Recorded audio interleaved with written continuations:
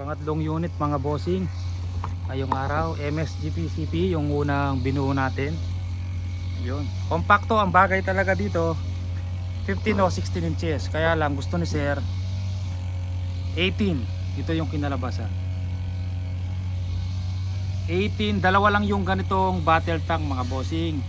Yung 8 hanggang dito na. Mahaba na po yung, siguro kaya pumutok nun mga 50 to 80 shots. Yung 8 pieces. Bali isa na lang yung available natin na ganitong battle tank. Basta yung malaking tank at maliit na tank, ito same price po, 25 unit and silencer, brass barrel, stainless sleeve. Pero ito po mga bossing, yung silencer nun mga bossing, hindi pwedeng threaded, siguro pasak tapos sa kamay lang po tinatanggal, hindi na kailangan ng alin. Ito kasi ang pinalagay ni Sir 18 solid steel, hindi po siya stainless mga bossing. Lilinis ko lang yan, nagmukhang stainless pero steel po yan mga bossing. Siyempre bago natin ibigay sa client, kailangan walang gas-gas yan, malinis. Niliya ko lang po yan mga bossing. Tapos threaded silencer, dahil solid steel siya, pwede siyang gawin threaded. Yung isa may sleeve lang siya, hindi siya pwedeng gawin threaded kasi baras yun na naka-sleeve lang na stainless, hindi solid yung loob.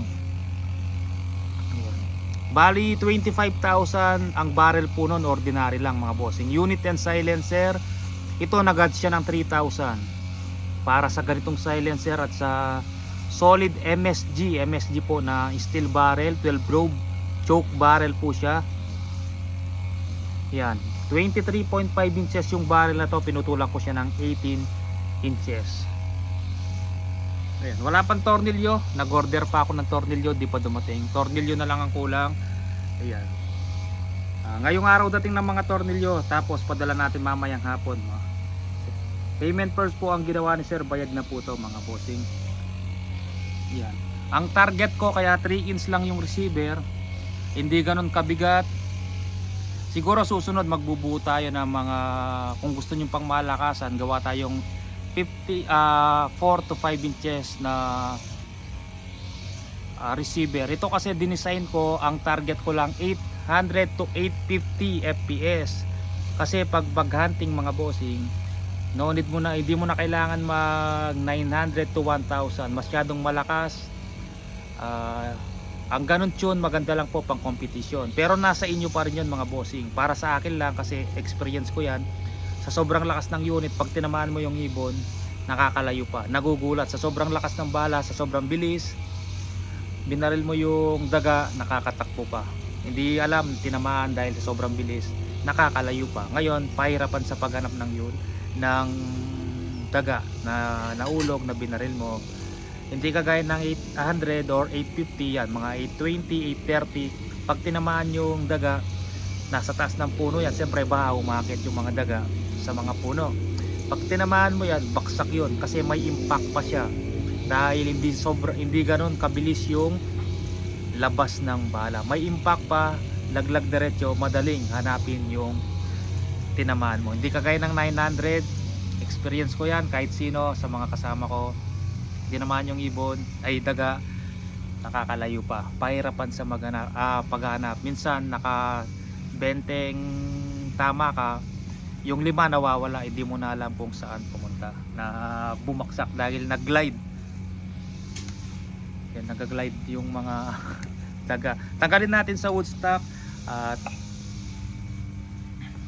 25,000, mas malaking tangki po, mas mahaba, 18 inches long barrel, 8 pieces po yon. May naka-reserve na palang 3 mahogany, 5 na lang yung available pala. Tapos meron 3 kamagong.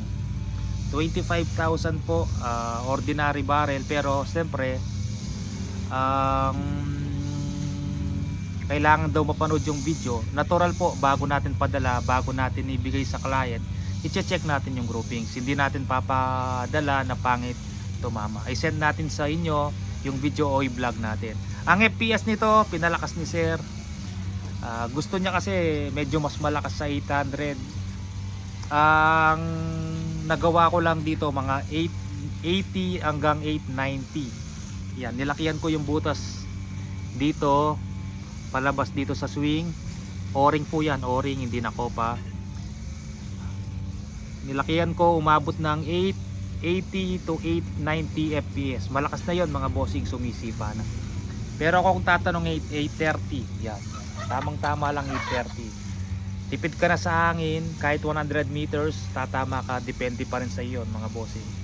At kabisado mo yung unit, alam mo kung ilang mildat ang i-adjust mo, kung gaano kalayo yung target mga bossing. Kahit 1000 fps pa yan mga bossing, kailangan mong mag-adjust sa mildat, depende sa layo.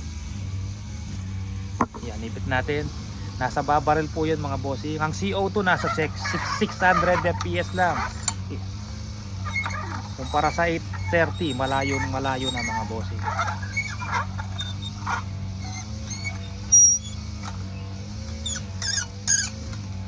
Yan, pakita ko target muna mga bossing. Ano lang natin back. Steady lang natin tong ano, dapat di talaga gagalaw. Kasi konting galaw lang.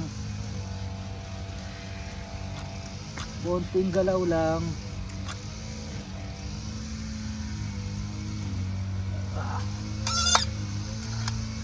Konting ipit lang. Kasi tangkin na kaipit. Saktong ipit lang. Huwag sobra, masusugat yung yan. Pakita ko target. Ayun. Nilayo natin. Mas malayo yan kumpara sa mga sinusubukan natin na mga CO2. Dahil PCP po yan, kailangan layo natin ng konti.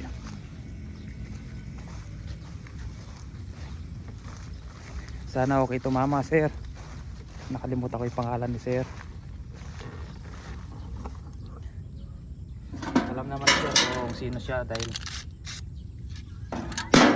walang tama mga bossing.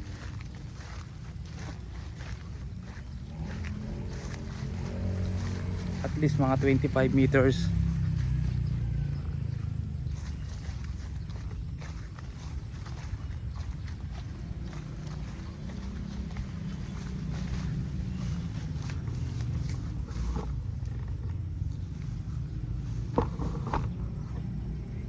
Yan, bali pumapatak to ng 28 kasi sa barrel na pinalagay ni sir.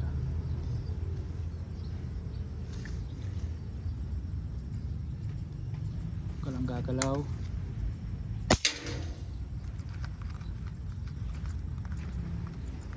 Dinig ko lang yung hammer tsaka yung impact ng bala dun sa metal.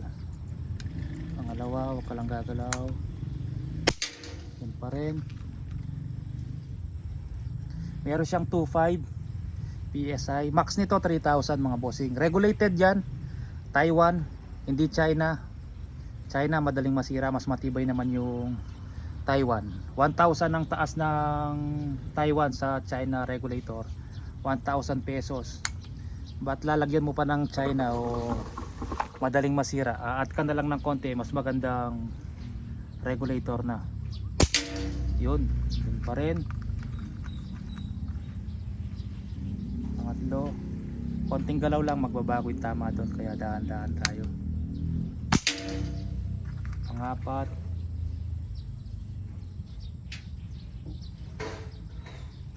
may 2.5 PSI. Output nasa 1.6. Yeah. Okay, tumama sir, unang tira. Tapos yung apat dikit kakano na, mababa ng konti yung unang tira, baka marumi pa yung barrel. Pakita natin. Yan oh. Laki lang ng intuturo. Unang tira yon sa baba. Ito. Tapos yung apat puro dito na. Kasi first time natin iputok yan mga bossing. Kasi lilinis ko ng konti yung dulo ng barrel kahapon nung pinakintab ko yung barrel. Unang tira ito, pangalawa, pangatlo, pangapat sa taas na. Pansin niyo. Yan, puro dito na. Yan oh. Laki lang ng inlalaki yung kuko mga bossing. Iyan sir, ang ganda tumama para sa 18 inches na, tapos ganyan kalayo yung target natin. O try natin ilayo pa. Sige, layo pa natin.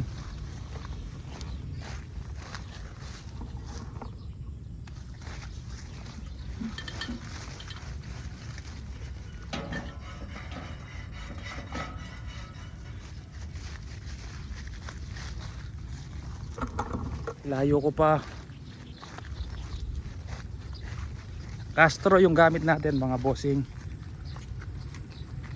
Estimate ko 30 meters.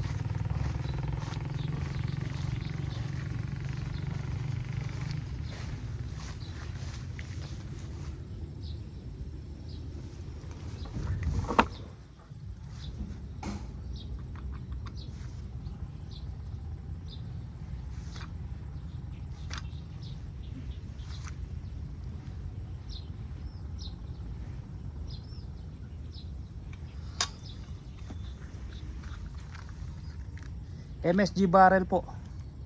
5K po yung benta ko dyan mga bossing. 23.5 inches. Pinutulan ko lang to. Yun sa baba.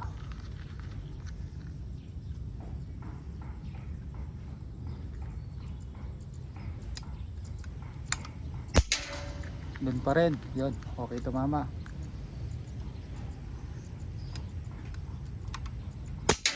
Doon pa rin.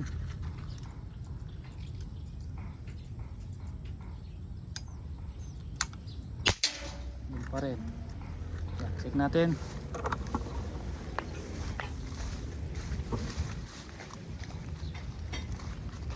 Estimate ko mga 30 meters po. Tansyahan lang. Kasi kada poste, tapos isang poste 50 meters yun eh.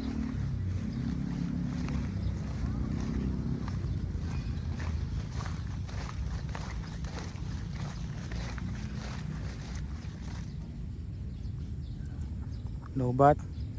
Ayan yung groupings niya. Halos parehas lang. Yan, halos parehas lang. Wala pong umiwalay mga bossing. Dikit-dikit lang. Medyo maputik oh.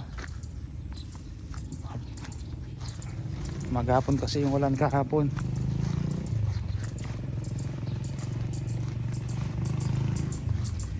Try nga natin sa silver straight. O kaya ay sa astro na lang, maganda tumama sa astro. Taas natin ng konti. Sumobra.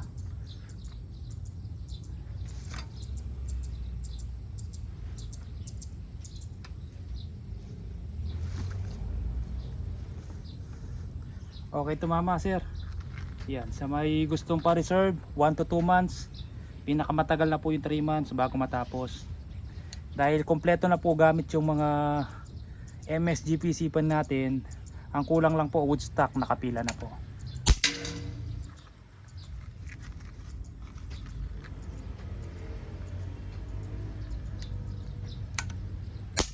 Meron tayong brass barrel, same Grove.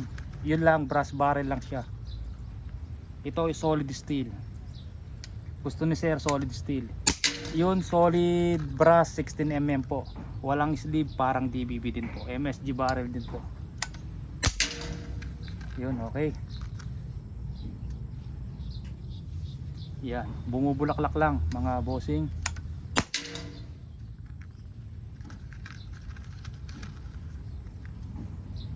Konting push lang.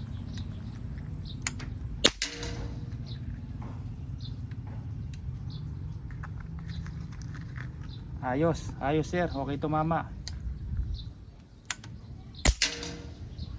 Yan, mga 30 meters. Tansya natin. Ilang shot ang nagawa ko, ang dami na pala. Nasa mahigit 10, 500 ang nawala. Kung 15 shots yung nagawa ko, kada 500 15 shots. Kung 3,000 to 2,000 PSI, meron ka ng 30 shots. Oo, 30 shots. Tapos kung 1,500 ang ubusin mo, meron kang 45 shots. Tapos magtira ka ng 1,000 PSI mula 3,000 to 1,000, meron ka ng 45, 55. Mga 50 shots kaya. 50 shots tapos refill ka na mga bossing. 880, 890 fps, MSG, O-ring type. Yan, 3 inch, parang compact lang, parang sakto, walang tingnan, hindi siya bulky, tapos hindi siya kabigatan. Meron daw, may nag-comment sa akin, meron daw siyang ganito, sobrang bigat. Paano siya meron ganito? Ito pa lang yung unang ilalabas natin na MSG. Baka kamukha lang, pero hindi ganito. Comment niya, meron daw siyang ganyan. Tapos napakabigat. Anong napakabigat po mga bossing? Hanggahan lang yan. Mahogany wood stock lang siya. Yan, di naman siya kabigatan. Medyo siyempre may kabigatan ng maluwag pa pala yung silencer pero walang sayad. Kita nyo na, maluwag pa yung silencer, hindi pa sagad na sagad. Pero walang sayad yung silencer ha? Lalo na kung fit na fit pa yan. Kung mahigpit na. Niluwagan ko pala kanina. Siguro kakaputok natin, kulang sa higpit. Yan. Solid steel po yung barrel, threaded silencer. At kang 3,000. 28,000 papalo. Pero kung pasak silencer, pero mayroon siyang tinatanggal lang sa kamay, hindi mo na kailangan ng alin. Tapos brass barrel, stainless sleeve, 25,000. Ganitong unit. Yan, tatlo na yung naka-reserve sa ganito. Meron pa yung naka-reserve na tatlo, yung mahaba yung tank. Ganito kahaba yung barrel pero yung tank hanggang dito. Yan, mga hanggang dito. Yun siguro puputok ng 80 or 70. Tapos meron tayong isang ganito, babagay doon siguro mga. Pero bagay naman yung 18, no. Sakto lang, sakto lang mga bossing. Yun, pitik lang ng hammer. Tsaka yung impact ng bala doon sa metal. Hindi naman siya ganun kaingay mga bossing. Ito sir, padala na natin. Hintayin ko lang yung tornilyo. Tapos pwede nang padala. Mga gustong pa-reserve yung kamagong po, naka carbon fiber tank kagaya ng vlog ko, pinakita ko na. May mga nagtatanong pa kung magkano. Sinabi ko na pati mga details, ewan ko ba kung ano yung mga nasa isip ng mga nako-comment ng magkano. Inuuna pa yung comment. Dapat po manood po muna kayo para malaman nyo yung details ng unit, magkano, kung anong mga materialis na lalagay, para iwas tanong po sa how much. Pag napanood nyo, malalaman nyo pa kung ano yung mga nakalagay na gamit at kung magkano. Compact yung maliit na tangke, tsaka yung medyo mas mahaba, same price po. 25,000. Tapos yung naka carbon fiber, tapos MSG, brass barrel o steel, ganun po, steel o brass. Same groove, choke barrel, 12 grooves, naka carbon fiber, Taiwan regulator, kamagong wood stock 35 o 37. Kung kaya natin isagad sa 35, check natin pag nabuo kung magkano. Pero naglalaro lang sa 35 to 37. Pero kung kaya kong bigay ng 35, bibigay natin ng 35. Ayan mga boss, murang-mura para sa ganyang ka-quality at CNC made na unit. Sige po mga bossing, maraming salamat. Hugas lang ako, maputik ko.